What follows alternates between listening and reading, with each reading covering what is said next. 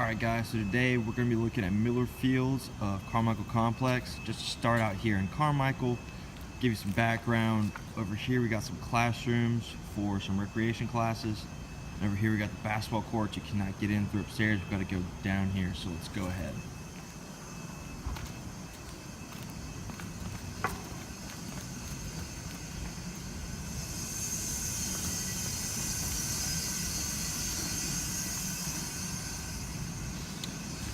Down here's the main part of Carmichael.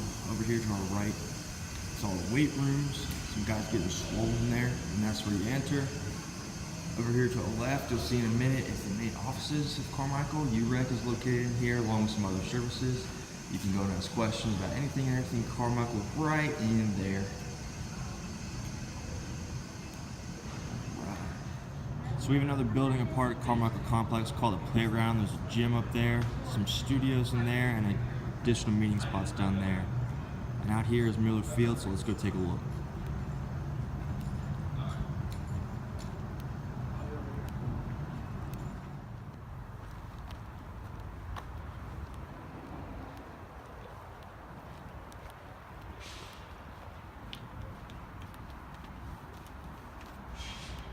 Alright, so here we are, Miller Fields. What we're going to do here is we're going to go on a tour of this place, talk about some potential risks and hazards, go over a risk management plan, and then management implications on how to fix these problems. So let's start over here and take a look. Alright, so here's our fit ground, and before we even get to looking at the actual playground, if you will, itself, I want to make a note of this assumption of risk at the bottom. Out here is part of their already risk management program. Doing a nice job so far, Miller Fields. If you take a look around, let me step on here for you. Very spongy material, so that if you were to fall off of some of these obstacles, it wouldn't be as hard of an impact. That being said, with the sponge material and the assumption of risk, this still could constitute some hazards, some injuries at risk, such as if you were to fall off the hanging wall over there while you were doing some climbing like this girl's doing here, as well as any of these other contraptions. Injuries of falling or using them improperly could cause physical harm. We also notice that if we step off of here, this is concrete. This is pretty hard. And then we're back on the grass for the rest of the field.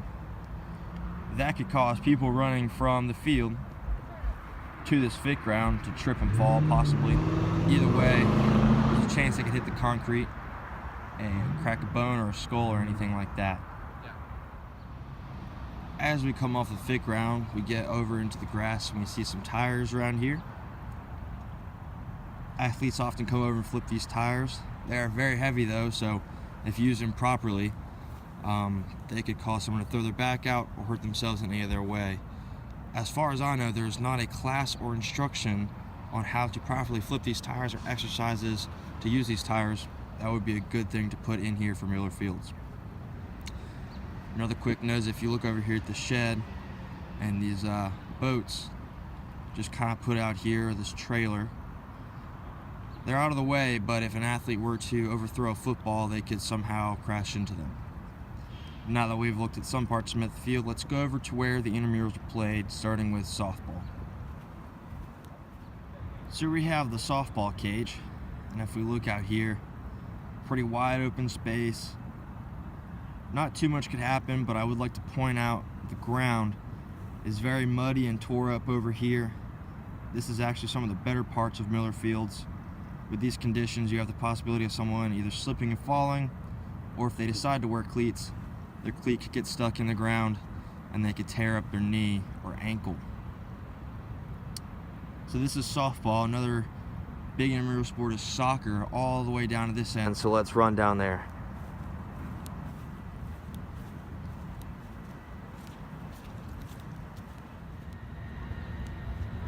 So here we are at the main part of the field where soccer's played. And again, you can see the ground. It's not necessarily the best. It's got some green, not as much mud and tracks everywhere. So it's a little better, but then again, anytime you have any sort of physical sport outside, you run the risk of tripping and falling, kicking the ball the wrong way, messing up your ankle or your knee, colliding into another player. And while these things are not intentional, it is good to have someone out here, such as an athletic trainer or a first responder, which normally they do have during intramural sports. So now that we've talked about playing soccer, softball, and the fit ground here out at Miller Fields, let's go back over to the fit ground and talk a little bit about a risk management plan and some management implications. All right, so now that we have a tour of Miller Field and we've talked about the risk of this field, let's talk about risk management plan and management operations. So, in terms of risk management, I really like the sign that we have here at the fit ground telling you about the assumption of risk and explaining some things that you can do on this fit ground. I think that we either need another sign like that for flipping these heavy tires out here so that athletes do not come out and lift them improperly and hurt themselves, and that's very cost ineffective. That's not going to put a lot of strain on the budget of the rec center. So you put a thing in the ground over here by the fit ground explaining how to lift a tire and how to flip it, things you can do with it, pretty cheap. Another alternative is you have a class where you have someone certified in outdoor recreation come in and explain how to do that, proper form, as well as maybe go over some more courses for this fit ground. That being said, the other thing that's a big risk we saw with the intramural sports such as softball and soccer, they also have flag football out here. It's good that they have an athletic trainer or first aid respondent on hand. For the games they might not. They need to have that with a defibrillator on hand at all times. Again, some not very cost-effective things.